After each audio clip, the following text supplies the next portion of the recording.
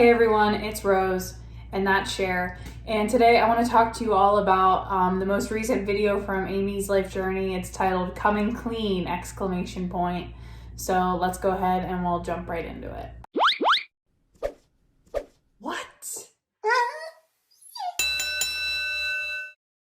Alright guys, so full disclosure, I have watched this video already, so this isn't like a true reaction video, but she does discuss some things in regards to her health and mobility issues that I feel like I can talk about and kind of educate on. So I wanted to come on here and make a video for you. I think it's going to be easier for her. I'm going to let her talk and then me kind of give my thoughts about it. So I'm gonna just get this thing started. I do have the playback speed bumped up to 1.25. So here we go. Something else that I wanted to address too, and this is something that's really hard for me to really actually kind of talk about. Reason being, because this is something very personal. I know I've made videos in the past talking about, personal things. And, those videos have been taken and made fun of, and, and that's okay. If that's the way people want to get entertainment, by all means, do it on my expense more than anybody else, because at least I know I can handle it. Some people may not be able to handle that. So really, whatever you guys do with my videos, like I said before, I will never strike a video or a channel for making a video. As long as it's got nothing to do with my children, we're good. But other than that, have fun with my videos. I've already given people the right that I would never ever copy strike somebody. And there's been multiple people that have used my videos. I had a message the other day or a comment that said, someone, which I'm not going to mention names, but somebody literally uploads your videos and plays them and doesn't change anything about your video. Why don't you go and strike her? Okay, so what I want to say about this whole thing is that I'm glad that she kind of, for the most part, understands the idea of reaction channels and what we're trying to do, and that she's not going to strike anybody. But the other thing is that I'm glad that, unlike other women that are reacted to, I think she understands that it's kind of like a symbiotic relationship where we're bringing kind of attention to her channel, so more people will go to her channel. So we're helping her channel grow at the same time. Again, I want to point out that I try my best to keep things positive, to not make fun of her in any way, to just kind of use her and her situation as a tool to educate people about health and wellness and kind of the do's and don'ts. And Amy is subscribed to me, so I know that she's watching my videos, and I hope that I can help her in some ways. I know that I've watched workout videos of hers in the past and kind of given critiques, and in the next workout video, she's kind of taken those critiques and improved her form and things like that. So that's what I've tried to do on this channel, and what I would like to continue to do on this channel. I will not be doing as many reactions, but when Amy is going to give me something that I can talk about, I am going to take the opportunity, and I think that Amy understands that and uses it to her advantage by watching my videos, at least. Not speaking for other channels, just speaking for my own channel. Yes, because to me, I don't care if you like me, if you hate me, I will always have room in my heart to love you back. And I also want to say that I do not hate Amy at all. I watch these women because I care about them on like a person-to-person level, and that I just want to see them succeed. And if any advice that I can offer anybody who's watching, or Amy, or any of the other channels, if there's any advice that I can give that's going to help them, I would love to be able to do that, because that's why I am a physical therapist. That's why I do what I do. I want to help people. I want to help them improve their quality of life in any way that I am capable of doing that. But I will always love everybody back, whether you like me or not. And because I have a heart where I do love people, I won't viciously do something to destroy something that they've worked for. Whether it be they work to build a channel, whatever it is, I will never try and do something to somebody to make them less of a person. But if that's the way that they get their channel built, is by making commentary against other people's channels, I mean, for me personally, I can't speak for everybody else, but for me personally, it's whatever. It doesn't bother me. And so that's why I comment back and I always respond. I will not strike a channel, because I just don't feel led to do that. But again, that's just for me. That is my opinion. Other channels, they feel differently, and they have the right to do what they want with the channels that have their commentary. But for me personally, I don't really care. It's fine. I just, The other thing that I just want to say is that because Amy subscribed and I'm pretty sure she watches my videos, like if there's ever a time, Amy, that you wanted to reach out to me, if I say something that you're like, absolutely not, like you always feel free to reach out to me. Even my viewers, if there's something that you want to ask me a question about or whatever, always feel free to reach out to me. My Twitter and Instagram are always linked below.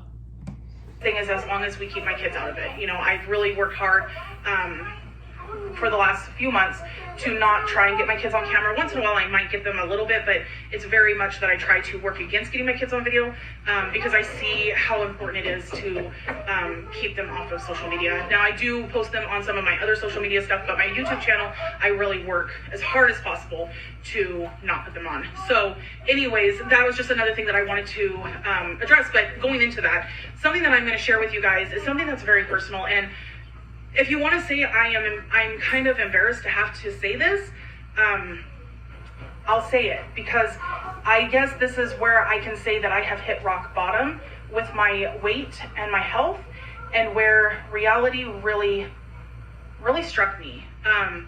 People say, well, didn't two strokes give you enough? Did you losing a baby, give you enough? Sometimes it takes something different. I'm not going to sit there and say that it didn't wake me up, because at the time it did, but not enough, clearly, because I didn't change enough, and I did continue to change.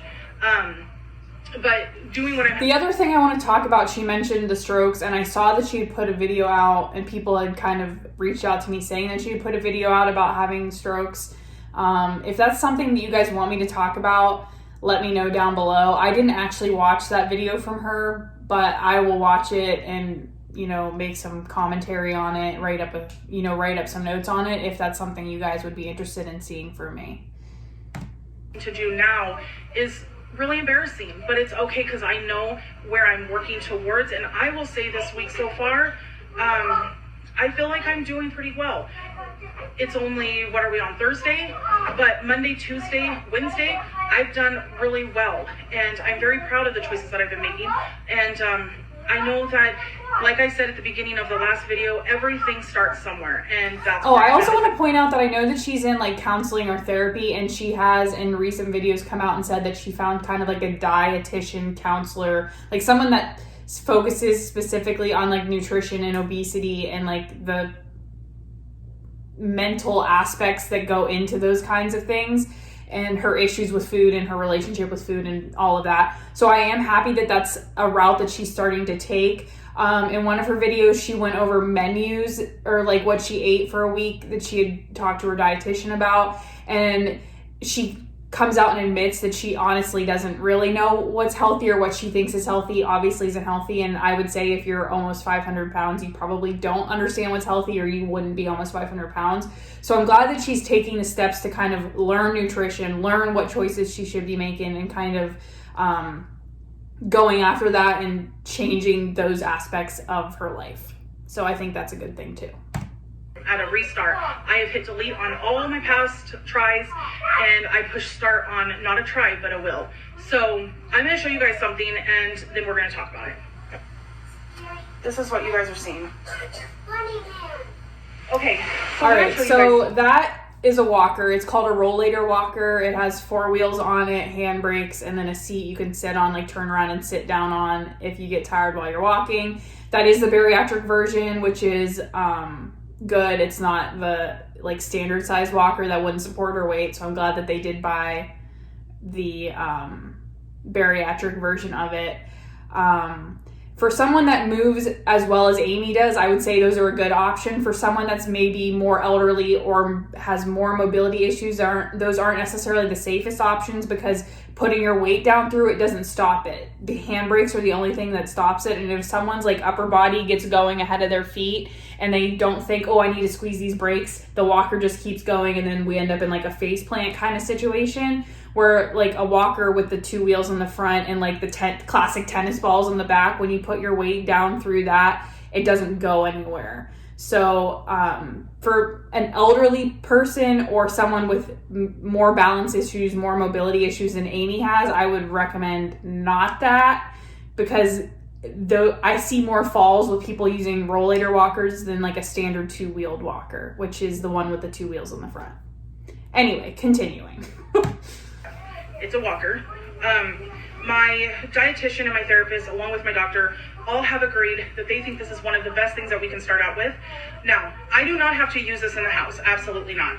I can mobily do everything in my house. I can walk to the bathroom, I can walk.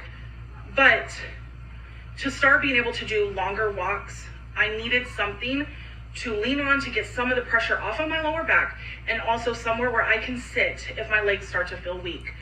And the nice thing about the rollator walkers, the one with the seats, is that if you're someone who really generally doesn't have mobility issues or balance issues, but you get tired quickly, they're nice to walk with, like if you're walking through a mall or you're walking through the grocery store, because there's a built-in seat that you can just sit down on if you need to stop and take a rest, which I think back when Amberlynn was having more mobility issues, I know I recommended something like this, or just pushing a wheelchair and sitting down. So I don't think this is a bad idea for Amy. The one thing that she said that kind of like is a red flag for me, if one of my patients were to say to me, is I need something to lean on to get the pressure off of my back. When people walk with walkers, the most important thing that I as a physical therapist have to train them to do is to always stay standing up tall, because the more you get used to hunching over and leaning on that walker because the reason people do that a lot of times is because either one, their core muscles are weak, or two, back pain. So leaning over a little bit helps your back pain. It relieves it. When you start getting used to this posture and walking, it changes your center of gravity. It makes you more prone to falling forward. And it also weakens the core muscles, because the core muscles are what it is that are holding you up. So if she goes to a physical therapist and starts training on this walker, they're going to always be like, stand up tall, because you don't want to start practicing the bad habits and sticking there, because it's going to mess everything up. And in the end, it's going to make your back hurt even more if you're stuck like this all the time. So yeah, I think that's all I had to say about that. Am I going to blame it on my body? Yeah, but it's... The other thing I want to say is the only way that she's going to relieve the pressure off of her back and stop the low back pain is by losing weight, ultimately. My weight has gotten so over... the fat has overwhelmed my muscles and my bones, and literally I can hardly stand long enough to do much without having to sit down. And I'm saying having, I meant having. I know a lot of people have been correcting me with that, and I don't know, I noticed that yesterday when I was talking to Ali. I kept saying having, and I'm like, having. Anyways, please have patience with me. I'm really trying, you guys. I really am. But anyways, I can only stand for so long before I have to sit down, because my legs start to get shaky. I feel like my legs are going to buckle up from underneath. Well, and the amount of pressure on her knees, for every 10 pounds you're overweight, it's 4 extra pounds of pressure, I believe, is the math. I've talked about it in many videos, and now, of course, it's leaving my brain. But the amount of pressure on her knees is more weight than she actually has on her body. So I can't even imagine how hard it is for her to walk from the knee pain, because she's talked about her right knee bothering her before, and the back pain. So every movement, I'm sure, is hard, and the chances of falling, she's fallen once before. She's talked about it. Her knee is given out. So that's a very likely thing that can happen for her, especially because she has put on weight. I think she's in the 480s now. So yeah. And that's a very scary feeling. And I've talked to my counselor. I've talked to my doctor. I've talked to everybody in my medical circle, and have explained that I really want to start being able to do longer walks, because I know that is going to be the best exercise for me. And I'm afraid, though, that I'm going to get outside, I'm going to start walking, my back's going to give out on me, and I'm going to collapse. And then what am I going to do? Because if my husband's at work, my kids are with me, my oldest son cannot pull me off the ground, so what are we going to do? So after talking and kind of brainstorming on what we can do. I also want to throw it out there that there are seated exercises that she can do, and she's shown videos where she's done stuff sitting down. So those are an option outside of the walking. But the other thing that I think would be extremely beneficial is if she went to like a personal trainer or a physical therapist, because they're going to be able to lead her through this kind of a thing in a safe way. And heaven forbid she does fall, you're with trained medical professionals that are going to be able to help you, get you the help you need, stand you up, all of that kind of stuff. I know with quarantine happening, that's not necessarily an option, but I think it's an option that Amy should consider. Especially, like, you can go in with a new walker and your doctor can write you a prescription for physical therapy simply for walker training. So they can show her how to safely use the walker, teach her about the standing upright, teach her about how to lock the brakes when you sit down so that you don't sit down and it's not locked and then it just slides out from under you. So there are some things that would definitely be beneficial. And I know I'm biased because I am a physical therapist, but there are definitely some things that physical therapy could help her with. And if she has back pain and if she has knee pain, those are also things she can go to physical therapy for. Ultimately, the thing that's going to help her the most with those issues are going to be losing weight. But physical therapy can definitely add something to this equation as well. My doctor is the one that suggested, why don't we look into something for you for this? So we did some research, looked up some things, and we had to pay out of pocket for it, but that was totally fine. That's the other thing, is if you want the walker with the seat on it, your insurance does not cover that one. They will only cover the regular walker, like without the seat on it. But if you want to pay for it out of pocket, it's definitely an option. Sometimes you can find them at thrift stores. Sometimes communities have like donation places where people have had like relatives that have passed away and they donate this stuff that people like the less fortunate can go pick it up, or if you need it and you can't afford it, whatever. So if you or your family member or anybody is in need, there are options out there, and I would, do some research and try to find what's available in your area. And always check the thrift stores. I found a Hoyer lift at a thrift store once, like the mechanical lift that lifts people out of beds. I was like, holy crap. Anyway. Willing to do whatever I have to help build those muscles. So that is what just came in. And so that is how I'm going to be able to start doing long walks outside. I've been walking in the house, but that's just not the same. I really need to get out. I need to get fresh air. I need to get my kids out. I need to let them have fresh air. I need us all to get out and get a new atmosphere. And this is the way that we can start. Is this something that I'm going to do forever? Absolutely not. This is embarrassing. This is absolutely embarrassing. But that's the other thing that I wanted to talk about in regards to this video. I don't love the message that having to walk with a walker is embarrassing. I find a lot of times with the elderly population that I work with, they don't want to use a cane, they don't want to use a walker because that's for old people. Where in reality, I've had 30-year-olds on walkers. There are so many reasons why people need walkers or canes, and I don't want people to be embarrassed to use them for whatever. If it's what's going to keep you safe and keep you from falling and keep you from hurting yourself, I think go for it. And I think we need to get out of the mentality that it's embarrassing to have to use something like this, or even to use a wheelchair. Like, if that's what's going to keep you safe and keep you as independent as possible and mobile, I say go for it, and screw everybody who has an opinion or thinks like, oh, she's using a walker. Wow. Like,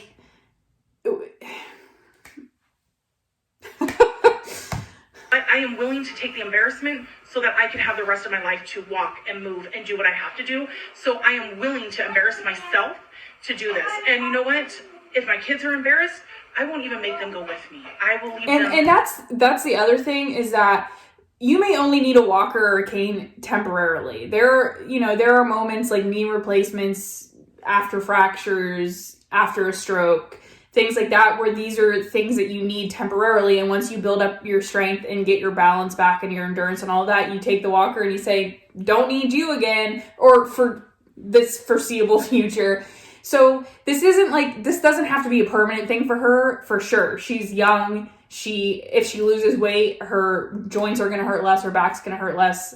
All of these things that'll make it possible to get rid of the walker. And let Ollie walk with them if they don't want to be seen with me with this. But so far, my oldest son said, no, Mom, I want to do this. And the babies, they are like ready to jump on and let me push them. But, I just wanted to kind of be honest with you guys and let you know what's kind of going on. Again, I really hope that people hear me out and don't make a mockery of it. But you know what? If they do it, they do. That's, again, it is what Nobody it is. make So a mockery I of it, just wanted okay? to definitely push in there that I Don't am do start it. doing more walks outside and things because I have this, and this will be a tool to start being able to build my legs, build my muscles, and things in that nature, so that I can get rid of this and just start walking, and eventually getting to the point to run, because I want to run. I used to love to run, and that's so weird, but I used to love to run. I hate running. But I let my body go, and ultimately now I do nothing but sit in a chair. Yeah, pretty much. Pretty much my day consists of me sitting in a chair and parenting from a chair most of the time. And that's not the way that I ever imagined being a mom, you know? I'm kind of liking this moment of self-awareness, and I hope that this really is truly what she's saying is her rock bottom, and that she uses this as like a jumping off point to gaining her mobility back, kind of getting everything under control and getting her life back and being able to participate more in her life. I can care for my kids, I can get up, I can take care of them, that's not the problem, but I want to be able to, like I said before, get on the floor and play blocks, play baby dolls and tea parties with my daughter, and, you know, go play video games with my oldest son because that's something he's into. You know, go out and play soccer with my kids because they love kicking balls and stuff. I want that type of a lifestyle, but I know it has to start somewhere, and this is where it's going to start, but I know it's not going to be long before I can let that thing go, throw it in the garbage, burn it, whatever, get rid of it, and never. I would say keep it for in case you need it, like long way down the road, because you don't want to have to rebuy it, or if you have a friend or a family member that ends up needing it. They're just good things to keep a hold of because you're going to regret it once you need it again. To that. So anyways, I really wanted to make sure that I put that out there. I wanted to address a couple of comments that were in the comments. So that's where I'm going to stop that. All right, so mostly the reason I want to do this video is to educate a little bit about the walker, about the safety with the walker, but to also just say, please do not be embarrassed if you need some kind of device to assist in your mobility. Anything that's going to make you more independent, help you stay safe, keep you from hurting yourself by falling or anything like that is a good thing. And I don't think we should be judging people for their mobility or what they're able to do or what they're not able to do, or if they need a device to help them to be able to do it. So that's mostly the point that I wanted to get across in this video today. If you made it this far, thank you for watching. My wedding dress is in the closet over here. It did come. It does fit for the most part. So let me know, you guys, if that's something you want to see on me in a video. I have an idea for a video I can do, not just, I can show the dress in it, but there's other like wedding-y kind of stuff that I can show in that video. So if it's something that you're interested in, please let me know down below. Thank you for watching. If you liked it, please give it a thumbs up. If you're interested in seeing more from me, please subscribe and hit the notification bell so you get notified when I upload. I always leave my Twitter and Instagram link down below so you can follow me over there if you'd like. Thank you again for watching. Don't forget to wash your hands, and I will see you in the next one.